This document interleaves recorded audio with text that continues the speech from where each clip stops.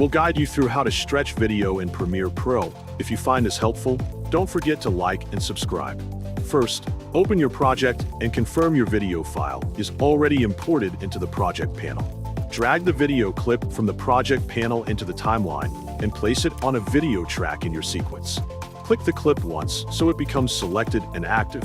To stretch using clip speed, right-click the selected clip and choose speed and duration from the menu list. A settings window will appear on screen. Find the speed percentage field and lower the value to make the video longer. For example, change it to 50% to make the clip play at half speed and double the duration. Press OK to apply the change and update the timeline. Play the sequence to check the new timing result. Next, you can also stretch using the Rate Stretch tool for direct control on the timeline. Go to the toolbar and select the Rate Stretch tool icon. Move your cursor to the end of the clip until the stretch cursor appears. Click and drag the edge of the clip outward to increase the duration. The playback speed will automatically adjust to match the new clip length. Release the mouse when the duration matches your target timing. Switch back to the selection tool after finishing the stretch action.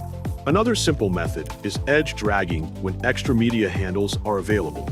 Hover over the clip edge with the selection tool until the trim cursor appears.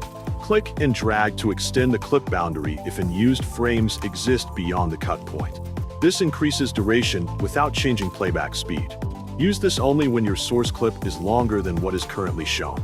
If your clip contains audio and video together, keep them linked so both layers stretch at the same time. If you only want to stretch the video, right-click and choose Unlink, then select only the video layer and apply the stretch again.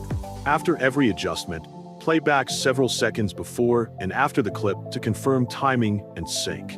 Repeat the same steps if more stretching is needed.